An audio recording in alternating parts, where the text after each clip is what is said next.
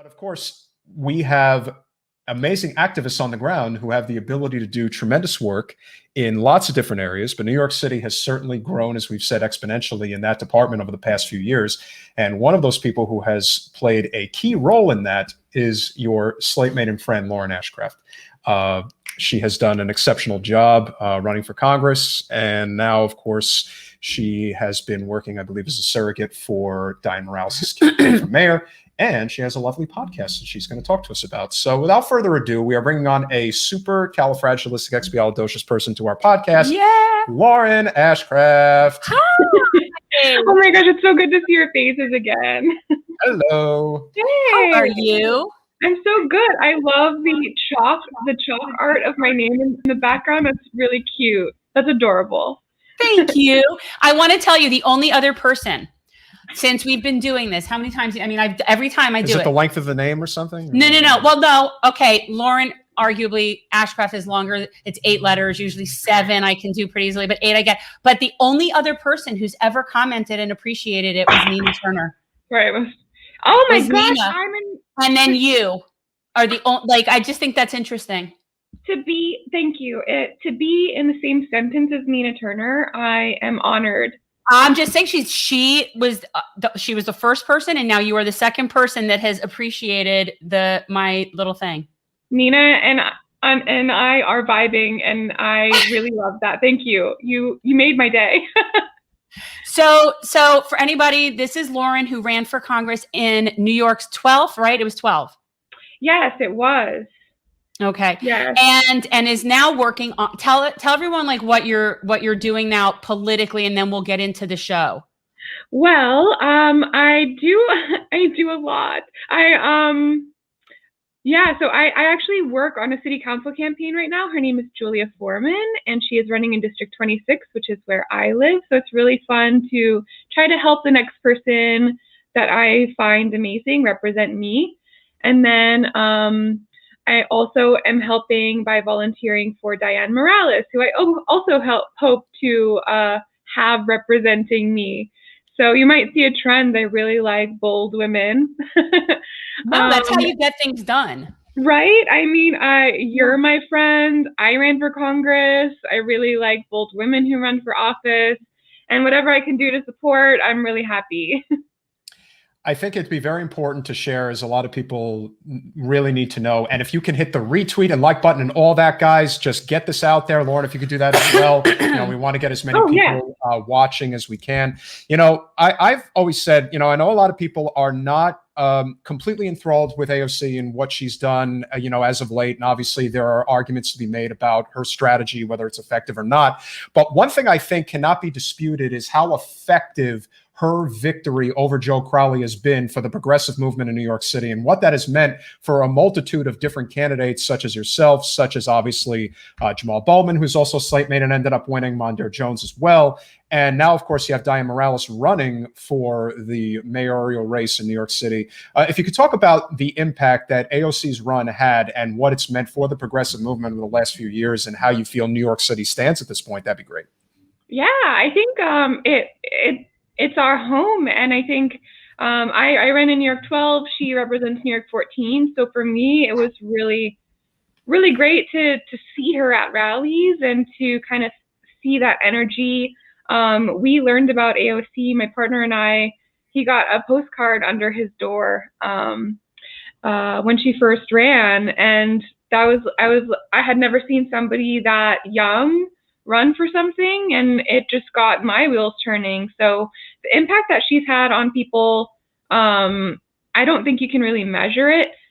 She gets a lot of shit from a lot of people all the time. And I understand we can never really truly agree with one person 100% of the time. Jen, I'm sure we don't even, but I love you. No. Yeah, no. And, I always defend, I always say, look, it's just punching sideways to go after her. There's no point to it. She doesn't take corporate money. She does seem to be on the right side of issues. Strategically, she's done some things that I find maybe a little bit naive on her part. I don't attribute any ill will to her. I don't attribute anything nefarious or sellout or anything like that. I'm not psyched that she gave money to military industrial complex Democrats. That doesn't psych me. If that were my representative, I'd probably send an email saying as much, that I don't appreciate that. But I don't have, there's no beef with her. She's just trying to do the best she can. Yeah, and I think also one of the things that I bring up sometimes is there's over 400 other people in Congress that are representing us.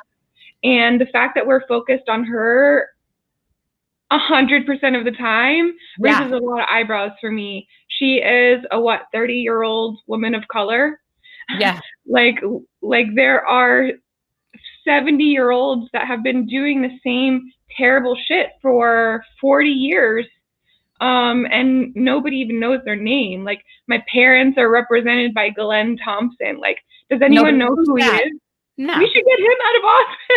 Well, and here's the thing I think that people don't realize, you talk about, yes, she's young. And I do think that's a big factor in it. And as somebody who's old enough to be her mother, I think about that there is a certain wisdom and maturity. So Nina brings something to the table that AOC wouldn't have based on there's just life skills and experience, right? But I do think that's one of the reasons why it's so interesting that people are so harsh on her. They're being harshest on the person who's been there basically the shortest amount of time. Yeah. The people that have been sitting there for generations are the people that are the problem. This is also why people put way too much faith into, there's hero worship, especially in politics. It is very dangerous. And you see people right now with the way they defend Biden and the way they defend Pelosi. And it's like, if they do something good, you give them credit for it. But when they are habitually bad, you defending them just makes it worse. And I think the key is really, if we focus on core issues, I'm hearing that there's a very strong push in New York right now in the state legislature to push forward some type of a single payer, if it's a public option. I don't want to mess it up, so I don't want to, misconstrue exactly what it is. But if you could talk about, where universal healthcare stands in New York right now. We're sure you're involved somehow. Oh, yes. I'm really excited about it. I personally, I domestic partnered, I don't know if that's the right word. My amazing partner made it legal with me during my congressional run, so I didn't die. Now we're getting married, so we're doing it out of love. That. Well, look, I've already I texted her. I knew. Yeah, no, you're wonderful. When are you getting married, by the way? August 27th. Nice. Yeah, no, I'm so excited, but we're doing that out of love. But he did this for me so that I wouldn't die. But I think the fact that we had to have that conversation is really upsetting to me. And I think it's crazy that I have family in so many different countries. I'm part Japanese, so my family will say to me, oh, I went to the doctor today, I got surgery, guess how much it cost me? And I'm like, I know where this is going, $0, right? They're like, yeah, $0, how'd you know? Ha ha. And I'm like, yeah, it's not a laughing matter in this country anymore. It must be nice. It must be really nice. I got my annual exam blood test, and I got a $2,000 bill. So that was from my checkup. So it's really fun here. And in New York, we're taking some strides to make sure that doesn't happen to us. It's called the New York Health Act, and it just made it through the assembly. So where it is right now is in the New York State Senate.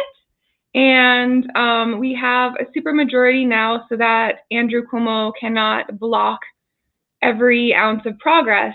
And we actually we made cannabis legal in the state as well, which is great, super great. And you ended qualified immunity. Yeah, we're taking a lot of different steps forward.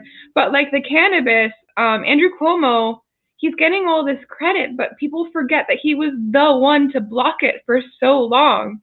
And now that we both know Lindsey Boylan, she's a badass, brave woman who came forward about his sexual harassment.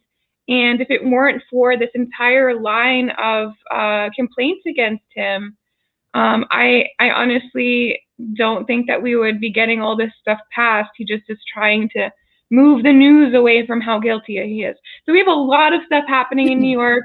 good and bad stuff. And I am really excited. I am not running for Congress this time around, but I will be joining a committee to help choose a challenger for Andrew Cuomo. So, ooh, very exciting. Well, I know who I would like to see run again, but of course, that's a decision she's going to have to make, Miss Nixon. Certainly, if somebody else, maybe Zephyr might be thinking about it. Maybe you might be thinking about it. No, she is not. Yeah. She wants to have a life. Yeah, she wants. Lauren wants to have a life. Lauren's trying.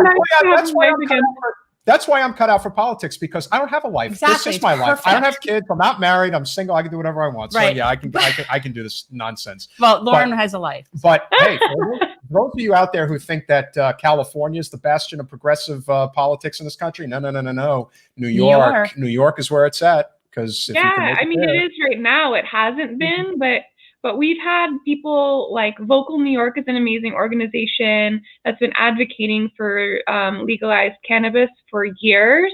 And we have so many different Citizens Action of New York, so many organizations that have been pushing for the New York Health Act to move forward. So this is it's been going on for a long time, and also a lot of really cool assembly members and state senators that are great advocates and partners.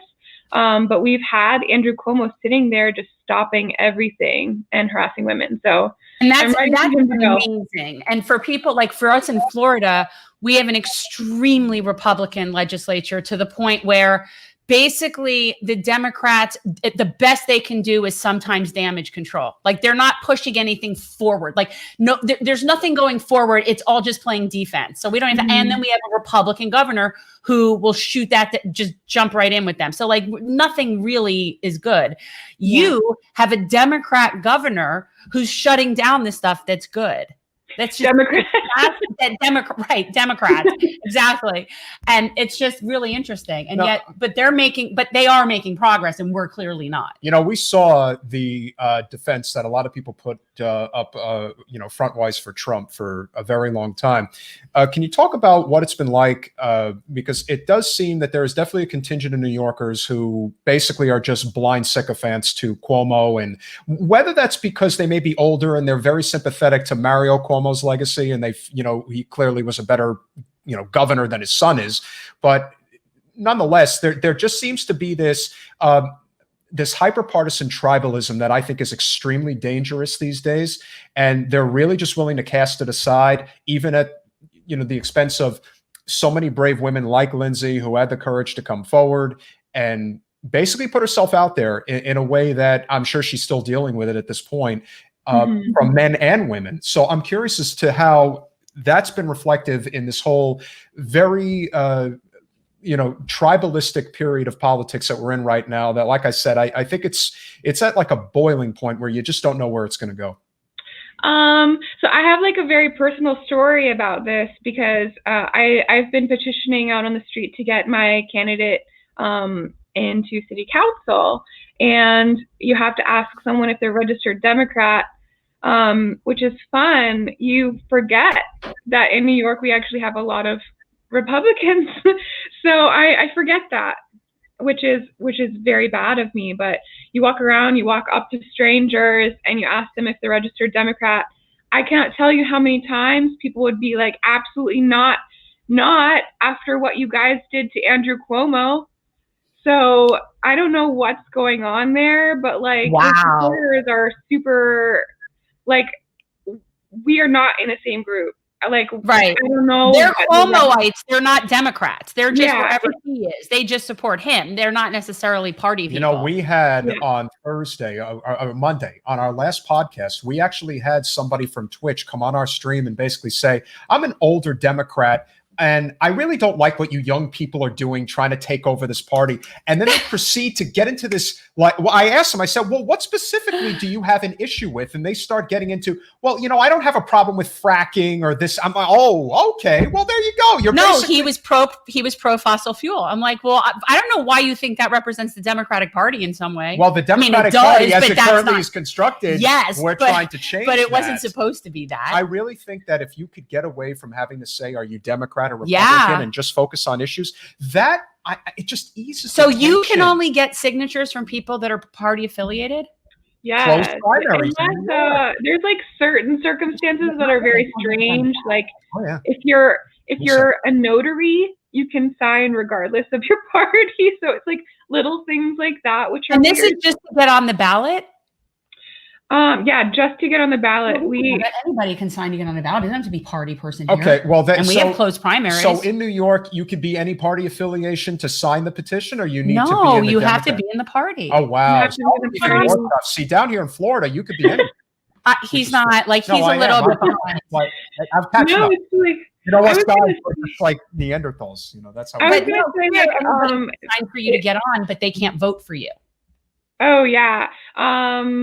Yeah, it's only, you have to be a registered Democrat to sign a Democrat's petition here, unless you're a notary. Whatever. I'm a notary. Yeah, well, you could. I think you have to be registered in New York, though. I'm sure I do. One last political issue that I would like to talk about before we get to the podcast. Oh, Lauren has a lovely podcast, as you can Yes. see, Fighting Commentary. We highly recommend that everybody goes there, like, subscribe, watch some videos, make some comments. Gotta boost up our buddy here. But one last thing that I do want to talk about, which I think is important, we saw what the establishment was willing to do to Bernie during the primary, the lengths that they were willing to go to make sure that he did not become the nominee, the cultivating of every single candidate and resource that they could to basically make sure that it looked like Biden was the one and Bernie was just out there in the wind. The two non-establishment candidates in the mayoral race are Dianne Morales and Andrew Yang. And I do believe right now, it seems pretty clear to me that the Democratic Party machine of New York City is trying to get everybody behind Scott Stringer. That's what it appears is happening. Now, I could be wrong because I'm not in the city. I'm only looking at. He wants to know if you know the inside scoop to what's going on there. so I am like all cards in on Dianne Morales. I know Andrew Yang. We've talked. I find him to be a very compassionate human. But some of the things that he has a lot of gaffes, and doesn't seem to quite get, like, he went after like little, like, mom and pop street vendors last week, I think it was, and just seems to be like a little bit disconnected from what the real issues are here. So Andrew, if you're listening, I sincerely mean this from the bottom of my heart. I would love to talk with you, because if you have a chance to represent me, I would love to help you reprioritize. And until that happens, I'm just like, the only candidate that I'm really pushing right now is Dianne Morales, who I've met at protests. We had her on. She came on the show. Oh, I'm so glad. She's lovely. Yeah. So people should check out that interview. In our little library. And Dianne is, look, I saw the numbers. I mean, she's got a lot of cash on hand now. So she's definitely got, and Semilis Lopez is working with the campaign now as well, I believe. Yeah. So yeah, there's some more of the BNC, alums that are getting on board. And yeah, listen, I've said this before and I'll say it again. I know people don't like to talk about future plans or anything like that, but if for whatever reason Dianne does not win the primary race, this is his strategy. She has got to run against Hakeem Jeffries, because I think that her name recognition will be big enough where she is the type of viable challenger in his district, because we all know that he's the one that basically is lying in wait until Pelosi decides that she's going to step away. And I think if there is an opportunity to get him, this is assuming, of course, that things don't work out. He spends his free time planning these things for other people. I would, you know what? He has a plan. Think of it this way. Mayor Pete is already planning 2028. He is already way ahead of everybody else in terms of what he's going to do. So I think we have to start thinking like they think and think, all right, well, we got to be strategic in terms of what we do. And I definitely think, oh, that's beautiful. So we got to put that up. Wonderful news. Yay! Dianne Morales is just endorsed by the Sunrise Movement. So that is, if you think that's not significant, it's very significant. That is significant, because that is the ultimate. They put in volunteer man hours, phone banking, text banking, and the like. They are That was the one endorsement that Jen did not get against Wasserman Schultz that I really wish that she did get, and I think would have made a huge difference in the outcome. Maybe not have won. We digress. But that, without question, for Diane is tremendous. That is 1,000%. Yeah, she's amazing. And like just the level of human that she is. Like my cat died in November and she checked in on me to make sure, like we know each other. I know she's like she's been very busy, obviously, but like the fact that she was like, "Are you okay?" and she like knew that would really gut me. I'm even wearing a demon cat shirt, so like you can't tell I love cats, but she knew that and she checked in on me. She's just so real. You know, you've met her now. Yeah, no, I think she's great. And I've said it many times. And I'm like you, and I like Andrew Yang, and I've spoken with him a few times, and I think he's very sincere, and I think he means well. And if I lived there, I would be voting for Diane Morales. But that is the beautiful part about having ranked choice voting. And let's be very clear on that, people. That's a very important thing to know going into this. And that is one of the mistakes that a lot of people I would be her one and put him two. Yeah. That's what I would. That's what I would implore do. anybody to do that, because the one thing that New York City unfortunately has had since the days of Fiera LaGuardia, and this is going back 60, 70 years, is you basically have a party machine that runs New York City. Even when Giuliani and Bloomberg were mayor, there was the same problem. And this is something where having an outsider like Diane or even an outsider like Andrew, I think will have tremendous impact on what you'll be able to accomplish in the city. Yeah, I mean, that's the beauty of ranked choice. We don't have that option. No, but what we do think that we need to get that on the ballot here, and that's, and definitely I think, get it. Yes, ballot ranked choice voting. Well, you'd be surprised. We almost passed jungle primaries here in Florida. Like that's how, like if you're able to get that going, and I think jungle primaries is completely nuts. But if you're able to even make that type of an impact, I can only imagine that ranked choice voting is something that if we were able to get it on the ballot, probably would pass. But then again, we did pass a $15 minimum wage, and the Florida GOP does everything in their capacity to make sure that never comes to pass. Every time we pass something, they try to undermine it with different legislation. And like Jeff Brandes. And not only do they try to undermine it, but when I tell you the Florida GOP is cut from a completely different cloth. Yeah, you can't understand. They purposely go after the most vulnerable with their legislation. Like if you had any idea what they and it's like our Dem reps are always just playing defense. Yeah, they are. But it's a shame.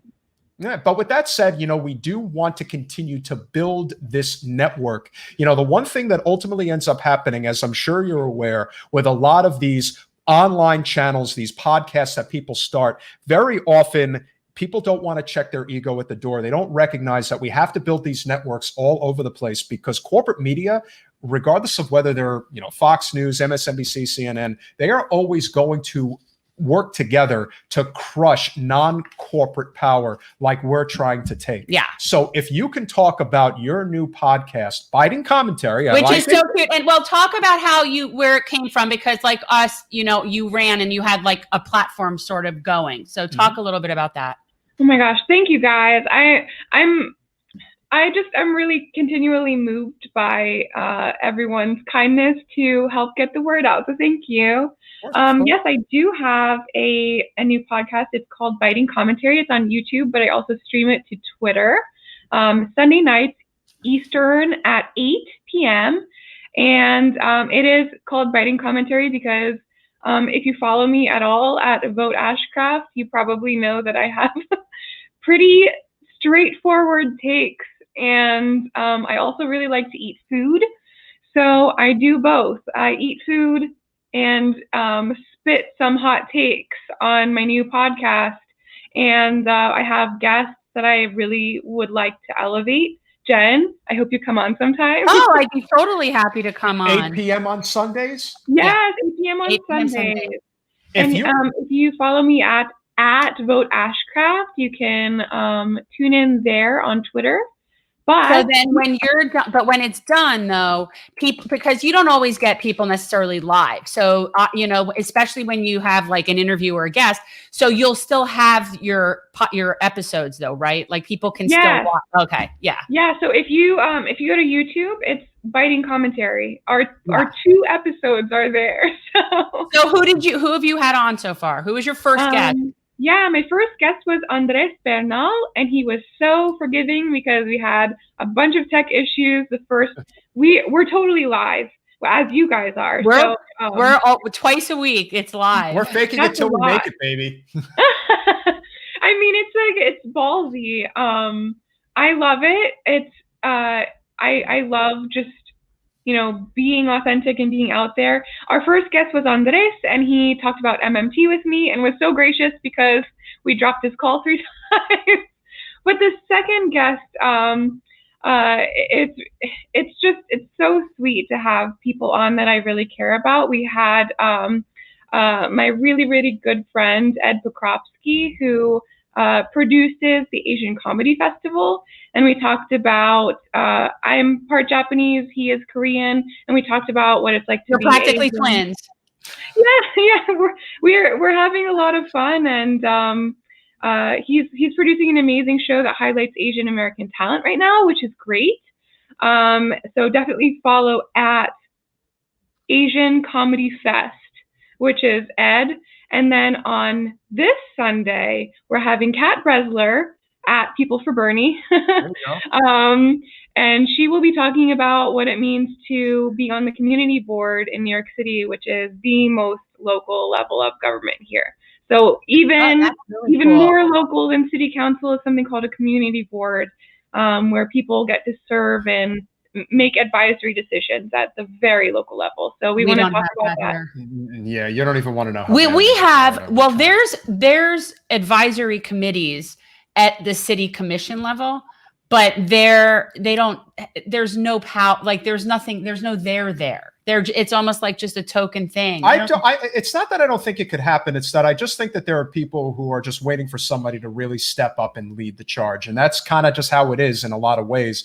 You know, in Florida, I think Florida's ground zero for a real economic populist uprising because of all the issues that we do have.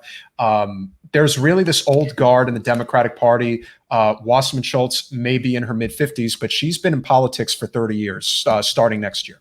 So when you're around for that long, when it's a career, you don't have ambition to make things better. It's all about, I'm just comfortable and I'm going to stick with it. It's just maintaining the status quo. They just got to maintain their And so the same seat. is true. Yeah, the same is true for a lot of the, well, not the city commission per se, but the county commission, absolutely. And a lot of the other representatives that are there, which is why, as we know, you know, Representative Alcee Hastings, you know, did unfortunately pass away recently. And now you are going to see everyone and their mother running for that seat. There's it's like vultures on a carcass. Because whoever wins that seat could easily sit there for 30 years themselves. And that's the problem with the political system that we have, especially in this state. And so when we see the momentum that's building where you are, it's really a beautiful sight to see, because we wish we had that down here. Well, we're looking at it like sort of a blueprint. I mean, like what's it?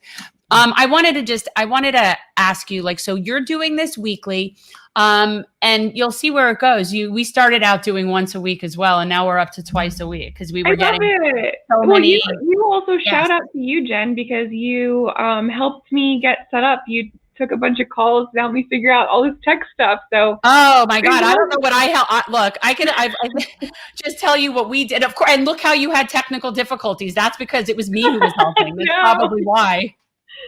No, you really helped. I love this whole concept of women supporting women, and I'm on that Catch Fire advisory board. Yeah, you mean, is it the Savage Story? It's Ava's group. Ava. Oh, Ava. And so there's 14 people on the board, so we vote for endorsements and stuff. And I'm supposed to be interviewing Michaela. I have to be interviewing Michaela for an endorsement. We got to get her. Totally unbiased. No, but you know, I said, is it okay that I know her? I mean, you know, but the truth is, everybody on our board is kind of it wouldn't matter who it was. It's all people that it wouldn't matter. I think it's very important also that, you know, you do keep in touch. You build these relationships, especially with the people who ran on the BNC slate. I just see very often that, that doesn't ultimately end up happening. And I think it's very important that we do recognize that having these relationships, especially cross country, really does make a difference, because the more you know, the more people you know, the easier it is to build momentum for, whatever issue, cause, or even candidate, that may be running. And the fact that you guys have, really, kept good communication, I think is great. Same with Michaela, same with Ava. Yeah. I mean, the truth is, I'll talk to, Jason was on here at one point. Jason Call was on here. And we had Isaiah. And Isaiah, we had Isaiah. Isaiah James, who's running in New York's 9th. Yeah. I mean, how can you not love that guy? I mean, and the thing, the thing is that we give platform to basically anybody who's on our team, because that's sort of the point. But did you happen to catch at the beginning of this episode my new series called The Kente Cloth Tales? Oh my God, no! Did you not see The Kente Cloth Tales? Is it okay if I share it with Lauren? Yeah. Okay, because this pleases me. I've been very into Canva. Oh, I'm so excited for this. So it's an anthology of tone deafness, the Kente Cloth Tales. And I actually started today's episode. Today was the first of them. And today I went to play the video of Nancy Pelosi's reaction to the Chauvin conviction. Oh my gosh! And I went to play it, but apparently my audio didn't work because, again, technical difficulties. Thank you for sacrificing. But so now I basically have this. Anytime someone does something of the complete tone deaf variety, I'm going to make it into the Kente Cloth Tales. So, I love that, and you made that in Canva. I'm very impressed, Jen. I do all sorts of Jen stuff. has a real skill, Lauren, for graphic Oh art. my God. Like, she did that. I mean, that's pretty You good. make me look cooler than I am. I like how you were able to put the generational change logo on the very crest. crafty. Really I've gotten really good at this. Yeah. Okay, well, I was going to say, Lauren, if you want, we could bootlick or whatever. We don't. You know what? Yeah, you know what, Lauren? You're like going to become what I would call what do they call it? A friend of the show? You need to be friend of the show. Yeah, you're going to be friend of the show. And you could be like our New York correspondent. But oh yeah. Oh my but God, if you appreciate the graphics, you should definitely stay for this week's bootlicker. So as you see on your graphic, we say CHANGEMAKER. So we have I keep a chronology of guests. And we're in the process of doing our web page. And so on our web page, there'll be like CHANGEMAKERs, and there'll be your picture and a link to whatever your project is. Oh, how cute. Right. So, and it could be political people. It could be, activists. It could be authors. I try to get authors if I read books I like. So that's the CHANGEMAKER. And then we talk about the weekly bootlicker. And the weekly bootlicker this week, how do I just roll the thing, it the other way. There. Okay. Our weekly bootlicker could be none other than, of course, James Cobble. James Cobble had to be the bootlicker of the week. This is what we do. So every week there's our bootlicker. But okay, but this one in particular is really cool because move that so we could see the thing. Yeah, you got to. You're doing great. Yeah. So and this was totally fun. Yeah. I love that. And also, please, dear God, don't let me become a bootlicker so that I don't end up like this on your show. You would never be not a bootlicker. Chance. And again, it's so easy to just pick on, like this person, that person. No, we don't. We do it for people that are really sycophants to the establishment. And Carvel, there's nothing you would do that would ever put you in that category. Now, for those who are watching who may not be aware, and the reason why we picked Mr. Carvel as our bootlicker of the week, he was on with Brian Williams on MSNBC the other day and was basically going after Marjorie Taylor Greene. Yeah, easy enough. Everyone can go after her. Low-hanging fruit. Low-hanging fruit. And then he wants to talk about how we've got AOC on our side, even though she's a little naive, thinking that we're going to give everybody health care. No, she said that we're going to give everybody health insurance. Health insurance. And you're just like, this guy, I think he just likes being the center of attention, and he always knows when he's going to be coming out with some stupid line. Ugh. He's married. Not only is he one of the top bundler, or I guess what you would call consultant strategist for the Democratic Party, because he came up with the Democrats' own version of the third way Southern strategy when he was, I don't know what his title was for Bill Clinton's 92 election, but he had a significant role. Yeah, here's the reason why Bill Clinton became president in 1992. 2 words, Ross Perot. That's why he became president. So whatever strategy you think you came up with, that's not why you won. But nevertheless, this is a guy who's been running off of that for the past 30 years. And not only is he one of the highest paid consultants in the Democratic Party, his wife, Magdalene, she's one of the top consultants as well for the GOP. Well, right. That to me has always almost been, it really does seem like a grift. It really does. It seems like it really does seem ridiculous. This is it's a like grift. standing up though, right? Oh, if like you see the way that they live. Won. Oh, no, you have to see the way they live. They have, I think, like 3 different homes. Oh, my God. They live like royalty. They did a whole spread in like Vanity Fair or something. They live like their house on the inside looks like what Trump's house looks like on the inside. Yeah, no, tacky as tacky can get, expensive and elitist, but tacky, and completely. Like it's okay, just so like politics shouldn't look like that. If they do, I could spin this around. There's too many wires, but you would see my like 4x4 apartment. Yeah.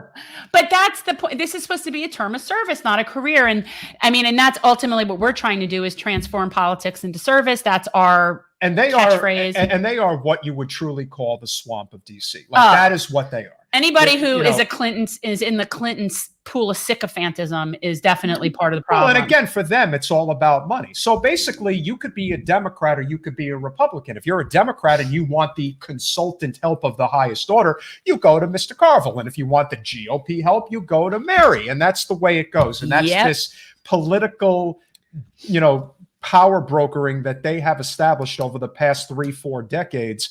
But here's a guy who just can't help himself to basically say, you fools, you think you're going to get health care in this country? Health insurance. Health insurance. How's that going to help? She thinks everybody should get health insurance. How naive. What use? How much corporate money is he going to lose if we had a universal healthcare system in this country? Because that's my whole thing is like the people that would be most affected by that negatively. Like you can live multiple lifetimes and not bat an eye if you get like $0 more. Like the big CEOs of these huge health insurance companies, like they have just raked it in. You don't have to worry for the rest of your life. But like us who are just like really, really waiting tooth and nail and like trying hard to advocate for the New York Health Act just because like people die without it. You know what? Wait, I was just going to let you know. So we had Wendell Potter on last week. And do you know who I'm talking about? And it was we were talking about healthcare executives that were raking in the bucks. Yeah. And he is someone that Peter was speaking with him today. I'm working on the same kind of healthcare legislation in his state of Pennsylvania. That's where he is. All right. So I've come up with a name. I'm going to put it out there. Branding and marketing is everything to him. My thing is get the people healthcare. Their name is just New York Healthcare. Speaking of branding and marketing. You see what I have to deal with? I really have to come on here and let all of you know that everything is about marketing. It's really incredible. And when you come up with a great idea, like Make America Great Again, you repeat it 1,000 times and everybody believes you because it's a really great idea. When you think of me, you think of Make America Great Again. Is that what you think of?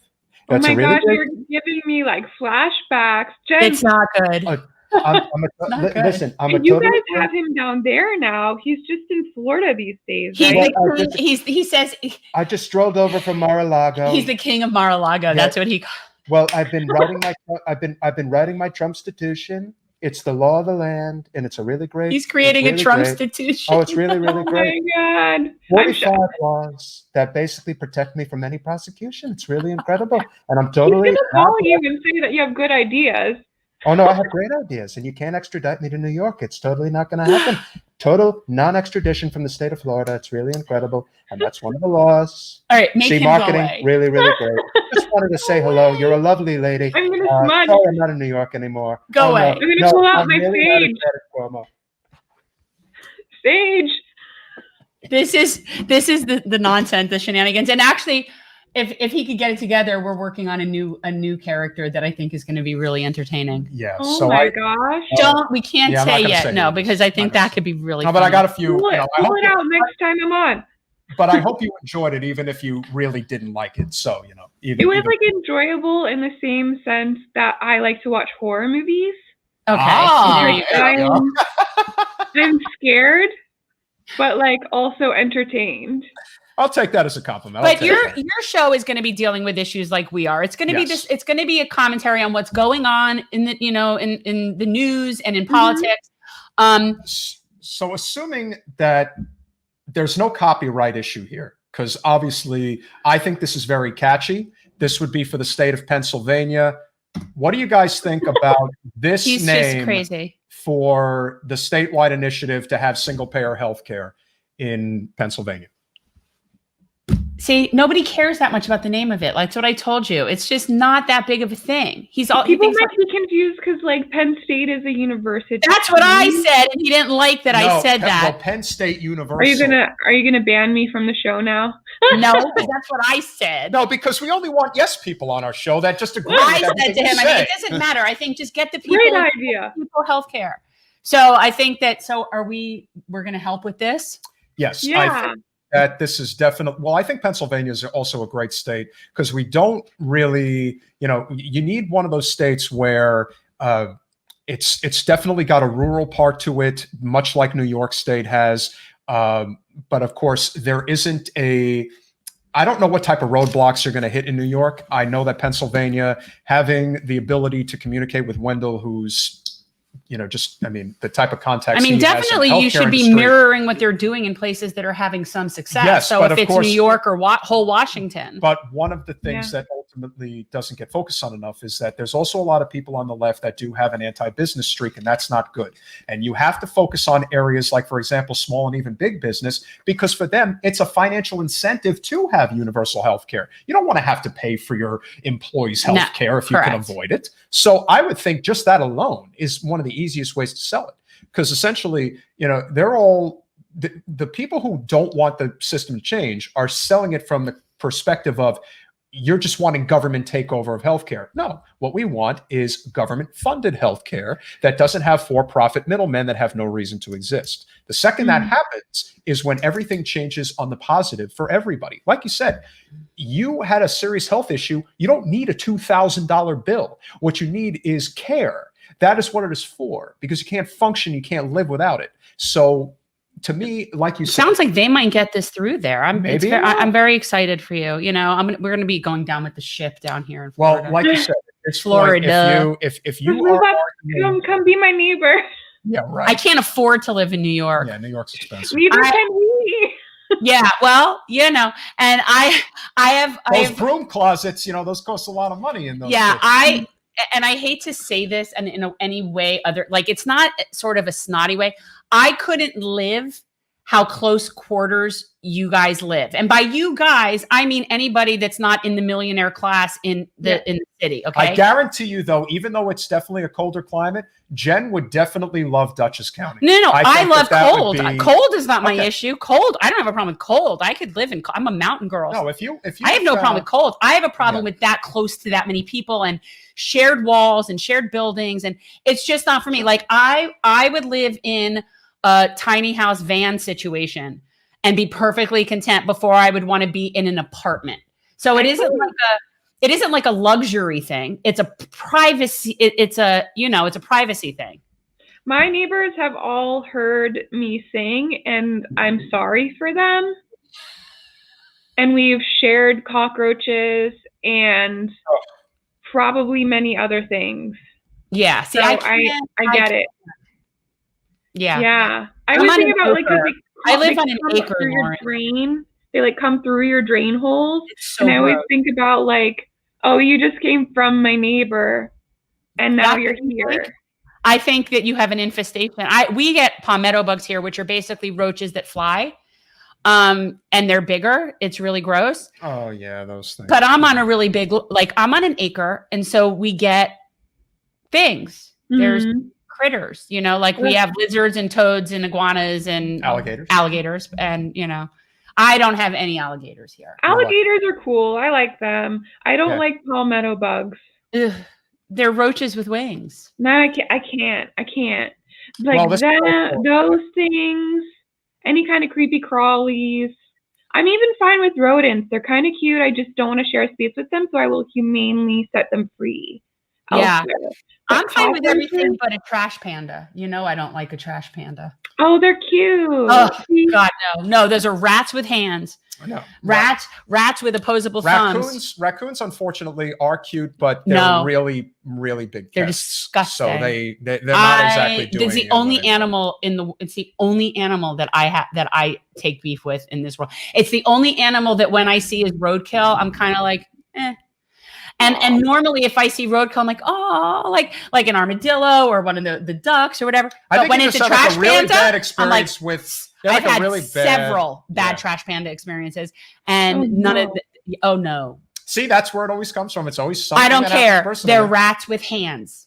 And they're smart and they know how to open doors. And it's Well, not what a simple about combination. cockroach versus a raccoon? Which one's worse? Well, no, I'll tell you what. The raccoon is worse because I could just take a can of Raid and spray the cockroach and then that thing is dead and then I don't have to even feel bad and I could just throw it in the garbage. When you got a trash panda, I can't just kill it easily. I can't easily dispose of it. I can't, and I'm not making hats out of them. Okay, so since we're into the creepy part of the conversation, what's the biggest rat you've ever seen in New York City? I mean, like regularly, I see them this big. Oh my wow. God. Okay, so to me, that's a possum. Like that's how I've seen a possum too. I was walking. I actually was like, in the beginning of my relationship with my partner, and we had just left a party in Sunnyside, and we walked outside, and we were trying to get.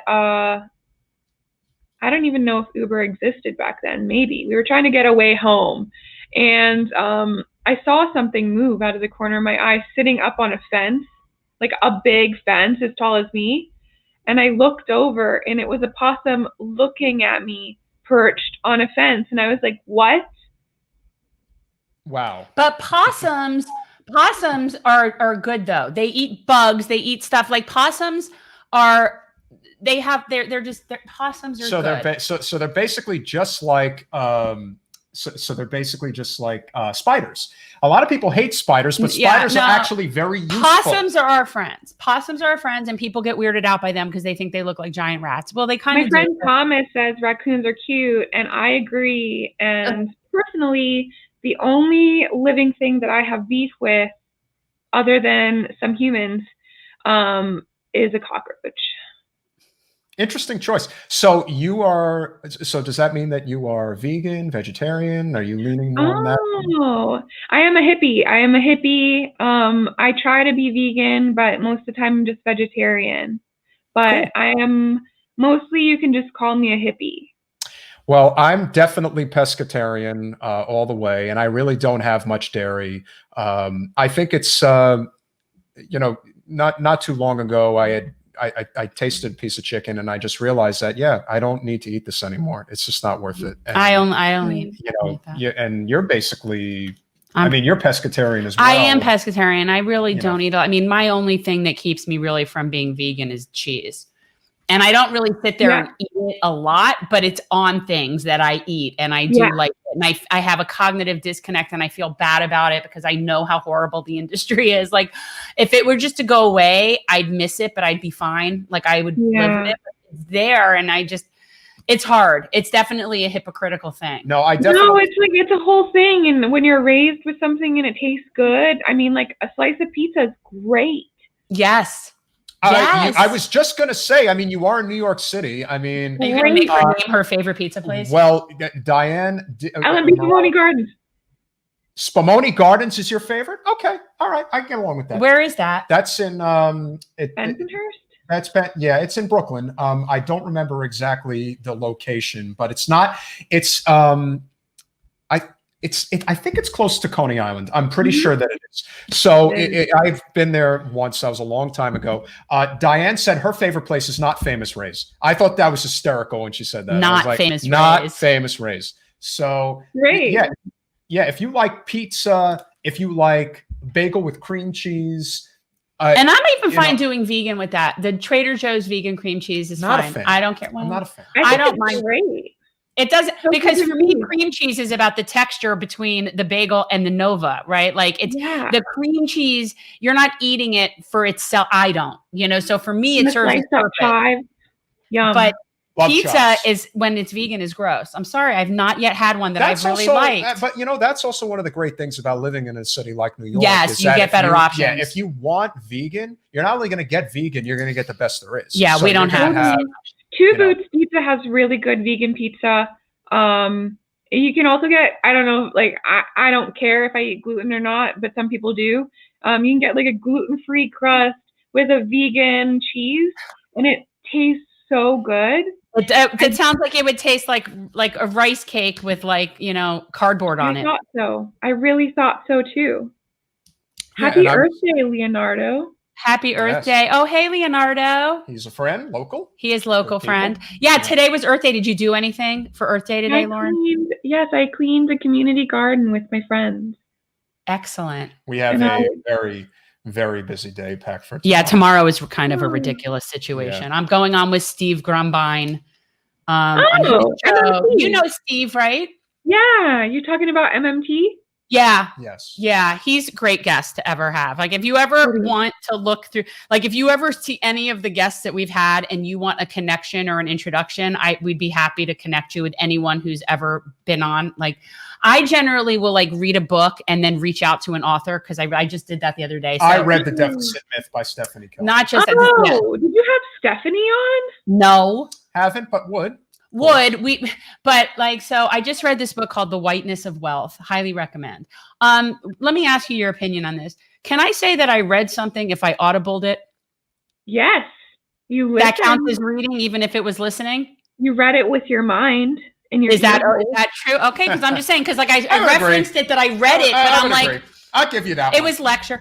Because if somebody asked you what was the gist of the book, I could go each chapter. You could speak on it. Yeah. So then, I'm saying I read it. So it's called The Whiteness of Wealth, and the woman's name is Dorothy Brown. If Dorothy Brown's listening to this, I sent you an email. I'd really like you to come on my show. She is a tax law professor at Emory, and this book just came out, and it's about the bias in our things like our tax codes, stuff that is so deep rooted that it's so beyond just social structure. Like it's just so in there. And it's just, I never thought of a lot of these That's why things. I always find it very interesting, because I do believe that progressives and libertarians have a lot in common. They don't have everything in common, but there are a lot of things that they share. And one of the things that I always respected, even if I didn't fully agree with, that Rand Paul always preaches, is simplifying the tax code. And one of the reasons you do that is because when you make it more complicated, that's when you can screw people. It's really interesting. I highly recommend it. I mean, I know you don't have a lot of free time, but I just power through, listening. It was so easy to listen to. I do very well with Audible with nonfiction. I haven't tried it with fiction. I don't think I would like that as much, but when it's nonfiction, it's almost like you're just getting a private lecture. That's what it feels like. And I'm doing Margaret Kimberly's book, Prejudential. I'm listening that on Audible, and she does her own work. It's her talking. So I love Cornel West is Cornel West. So it's so it's almost like, I almost feel like it's better in those cases to hear it than it is to read it for people that are really good speakers.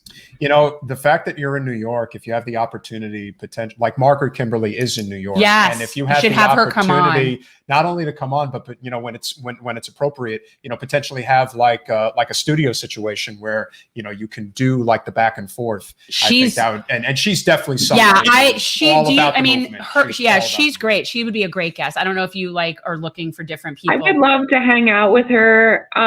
If she can simplify my taxes, that would be great. No, not Margaret. That's a different person. Oh. No, Margaret. Margaret Kimberly is someone we had on, and she actually came back on for our Assange telethon. Mm-hmm. She has written several books, but the most recent one is called Prejudential, and it goes through each chapter is a president, and it talks about it's really cool, and it goes through basically the different white supremacist things that happened under each term, even for the people that you thought weren't so bad, right? Like even for the presidents that weren't slaveholders, and like it was really interesting. Put kids in cages. Yep. Yeah. The book that I recently read is Mary Magdalene Revealed. It talks about how like religion, especially Christianity, has been totally influenced by the patriarchy that has twisted the words that we were supposed to have read. So I really recommend that for anyone who's like going through a journey. I am going through a journey this year, and it's been enlightening. So what are you doing? I mean, you have your show, and right now you're in political season. But when that's not going on, what are you doing? I mean, like, because what did you do in your previous life? Oh my gosh, I worked at a bank, and I am not going back to that. No. Not once you find out how it operates. No. Yeah, exactly. So what are you going to really do? Because I mean, obviously, yes, I want all the best for you with the podcast, but clearly that's not a career move. Yeah, no. I mean, I have a lot of questions. If anyone out there is hiring advocates, what do you do? Like, what's your? I mean, obviously, organizing and activism and stuff. But are you more of like a PR kind of person? Or are you more like what aspect of stuff do you like get involved in? Yeah, I love digital organizing and digital marketing and any kind of advocacy for the movement. So if you need any of that, I'm right here at Vote Ashcraft.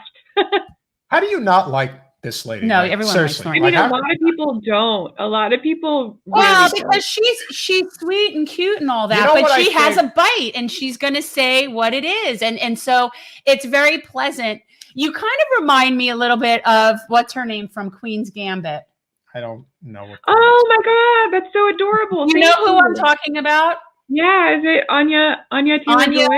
Yeah, by the way, that's a great show. Highly recommend for everybody. It's really good. You watched it, right? Yeah. It's really good. But yeah, no, you have a very sweet and pretty face, but I know that you are not to be messed with. I think more than anything else, it's the fact that you just really come off like an extremely positive person, like you're really full of zest in life and stuff like that. And there's a lot of miserable people out there that when they see that, they find a reason not to like you because you're happy and they're miserable as Oh my God. One time I posted a picture, I bought a used bike.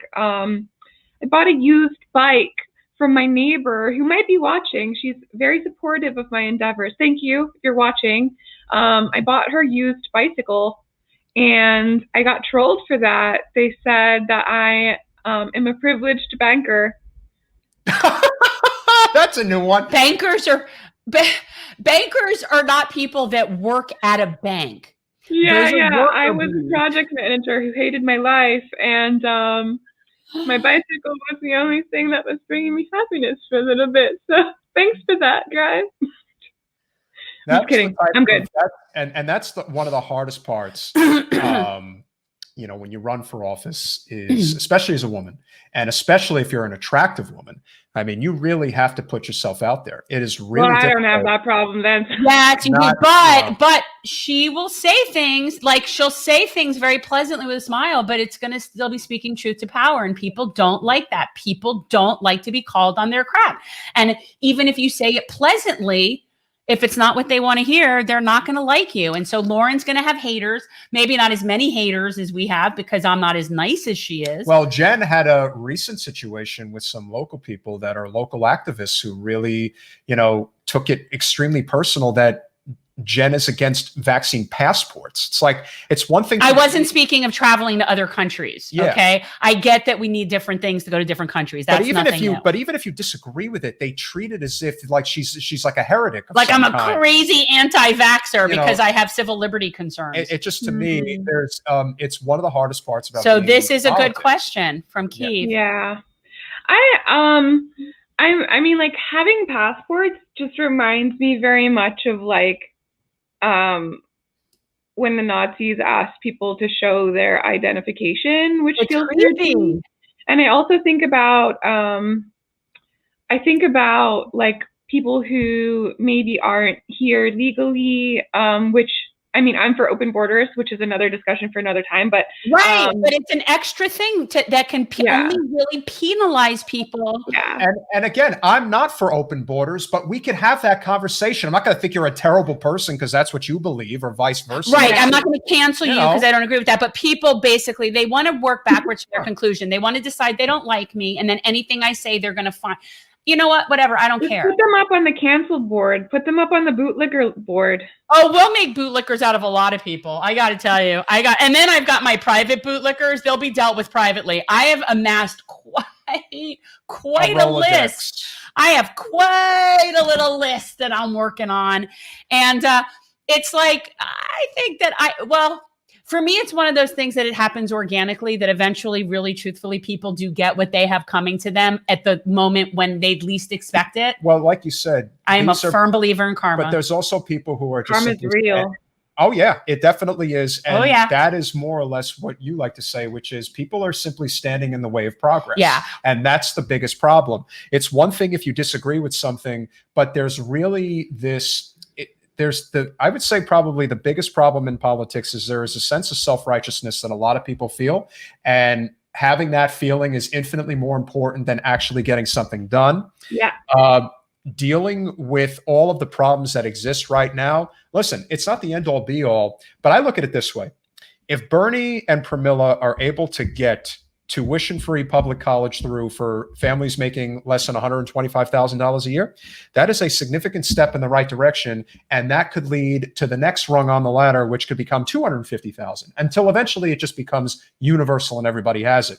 If we are able right now to lower the Medicare age to 60, just that is going to get like 17 million people in this country healthcare. And if it goes to 55, it's like 30 million people. Yeah, it's a chunk. So the amount of momentum that things like that can create is tremendous. And so when we see and this is not about incrementalism. This is about, because we're fighting so hard for what we believe in, we're going to force their hand to give us something. Because if they don't, I would rather have that than have nothing. That isn't incrementalism. That's making sure that once you cross that ladder, or that rung on the ladder, you are going to create so much momentum. The idea now that universal health care is part of the common vernacular, that we talk about it all the time, not that, wow, wouldn't it be great to get it? It's, we're going to get it. It's just a question of when we get it. That's the attitude that we have created, that I think the Bernie movement has created. And one of the last things that I think we can kind of leave on is, we want AOC to be able to do all of these things. But truthfully, I think if Nina gets to Congress, that is going to take so much pressure off of AOC to have to really be that charging force for the progressive movement. I think Nina wants to be I think more importantly, we should ask Lauren, if GenCore were to rent a house for the month of July in Ohio, you should come visit and help Team Nina. Gosh, I would love that. I would. So that's one of the things I want to do is rent a house for GenCore from July 5th to August 5th and be there to help Team Nina. That sounds great. Let me know about that. Definitely. No, we're definitely and also, by the way, if you are available, we will be having a live stream, our Thursday night live stream on May 13th, which will be for my 50th birthday. And so I'm doing like three-hour live stream fundraiser that we're kind of working on putting together. Well, my birthday is May 6th. I don't know if we're going to do it. No one cares. Yeah, no one cares. I'm 50, dude. Seriously. I'm not. So yeah. So I'm going to do it. I want to do it. And I'm going to obviously try to raise money for our little volunteer organization. Our website is about to go up. And so that would be really good. But yeah, so if you're available, I'd love to include you in my little come and go online cocktail party is what it will be. Of course. Just come and mingle, and then we'll have some entertainment and see if we can get people to do some stuff. I love that. And if you have a talent, yes. Well, you can definitely do a bit, because we were also going to ask other people to do bits. Yes, we do have Judah Friedlander. Yeah. Kate Willett. Kate Willett's awesome. Wait, no, like I love Kate. We're friends, and also Judah Friedlander doesn't know it yet, but is going to be working with me creatively on something. So. Well, the best. He's so so bright. He is. Like, first of all, I think in general, comedians tend to be bright. I think you have to sort of twist things in your head. No, I do. I think that there is a certain way of looking at things and analyzing things that, or at least the people that I find funny. Well, there might be people that think they're funny, but they're not funny. But I don't know. Well, credit also to David Cross, because he's been. We had David Cross was a good guest for us too. David's wonderful too. Yeah, he's been a big supporter of Jen, and he was one of the first guests on the podcast. And the fact that he was willing to do that, really says a lot. I mean, there are good people out there. If you see any of our guests and you want to poach or ask, I'll be happy to connect. Yeah, because this is because this is how you pay it forward. We've established quite a little library of fun. Yeah. Oh my gosh, thank you. No, I'm so excited. That's really cool. I love all those people.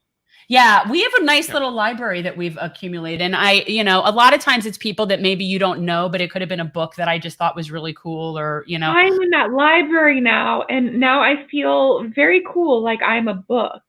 Yeah, you are. You're not the Kente Cloth Tales, but you're a book. No, but there is this, what you would call, changing of the guard. Yeah. Even if it isn't happening nearly as quickly as we would like it to. But as we conclude every show, we always ask our guests, what does generational change mean to you? Oh my gosh. I think that generational change is hope. Because I really, really tried to unseat someone who's been in office for a very long time.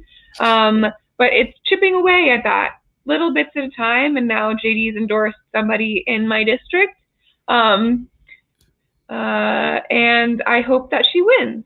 So I think, it's been a tough pill to recover from the loss. I know, Jen, you probably are still healing too. Was expected. It was expected for me. I was infinitely more prepared to lose than I was to win. Yeah, well, same in a way. I just, you get hope whenever you see people really showing up. So I've been really healing from that. This is really a therapy session for me. You might think that this is a podcast. It's therapy. You guys are actually just my therapists now. So, Lauren, I'm working on this book, and it's basically, I'm calling it Love and Chaos in a Political Pandemic, but it's really like an insurgent's guide to running a campaign, okay?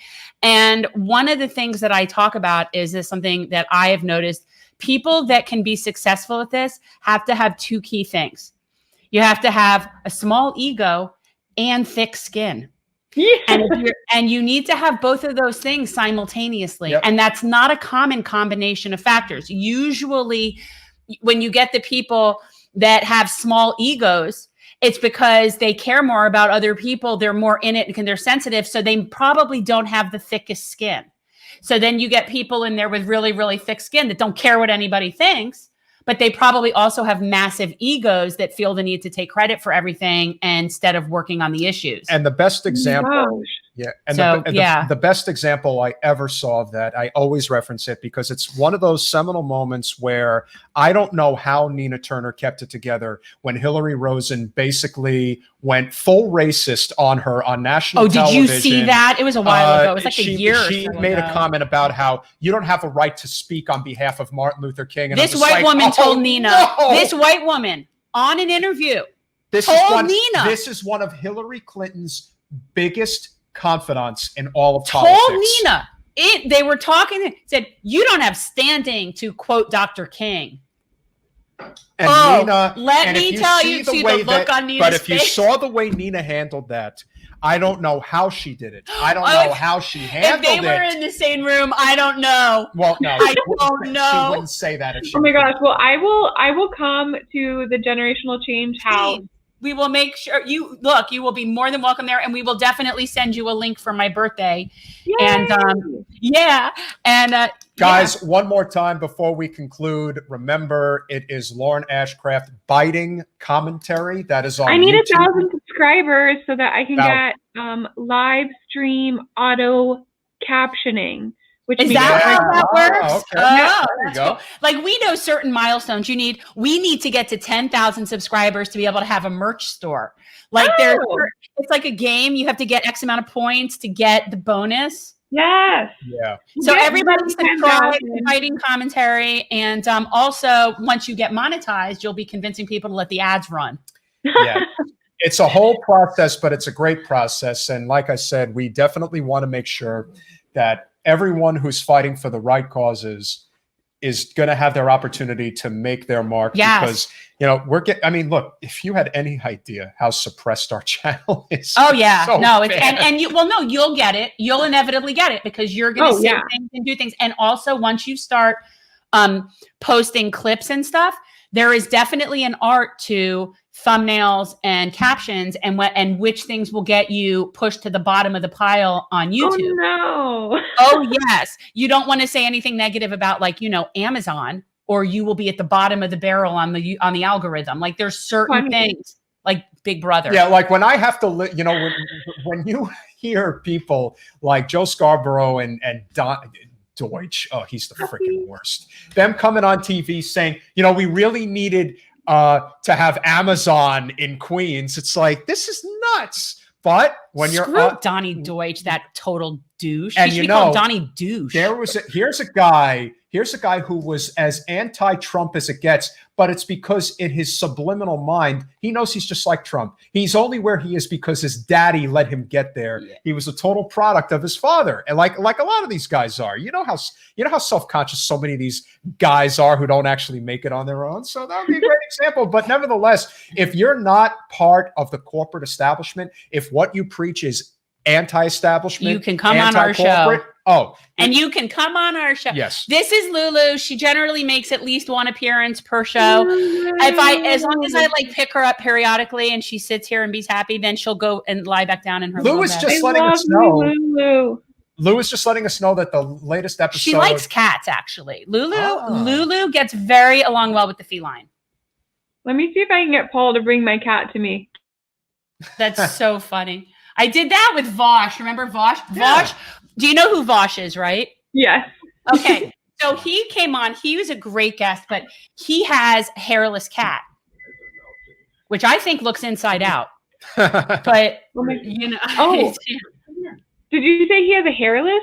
He has a hairless. Yes. He has two, but the one that he held up is this hairless cat. Listen, the podcast that they did together, I mean, that's we more than doubled our subscribers from him coming on my show. That's what really gave us the boost. So pay attention to who you invite on and have them retweet when they come on and try to get as many followers. And just what if I have this cat on? Oh, that's so cute. He has a string. It's so cute. See? Yeah. And people like pets. Hello. Should I just have a live stream of me going like this? People will like pets. I actually watch This Life with Malamute's Family. I love them. I watch Save a Fox. Save a Fox is one of my favorite YouTube shows. It makes me want a fox. Can you tell it like that? Well, when you get to live out in the country, you can. But you like dogs too, right? Yeah. I love all animals, really. I would probably cuddle a rat. So. Yeah, but having a dog in New York City, if you don't have space, every time I see dogs being walked in the city, I don't feel bad for them, but because they don't know any better, but I kind of do, especially the little ones that are like walking and it's freezing outside and they have little jackets on, and I don't know. Well, you got to protect them. My dogs don't like to go out if it's wet outside. They look at me like, oh hell no. There's a whole industry of dog walkers. And I will say some New York dogs have more steps on their pedometer than country dogs. Yeah, but they're just leashed and they don't get to run. I don't know. I just feel kind of and they spend so much time walking on concrete and I don't know, I don't know. Anyway, New York City. Thank you so much for coming on, Lauren. And thank you. And let us know how else we can help. Oh my gosh, of course. Thank you so much for having me on. Absolutely. Definitely give me the if you like biting commentary, please subscribe. And I can't wait to come to your birthday party. Yeah. All right, John, make sure you add Lauren to the list of people to get the invite. Have a great night, my friend. Great to see you, and we'll definitely be in touch. Lauren. Enjoy Florida. Bye-bye. Thanks for watching. If you want to support our mission to transform politics into service, please like this video, subscribe, follow us on social media, and consider joining our Patreon, where you'll get early access to our interviews as well as other exclusive content. Links are in the description. Peace out.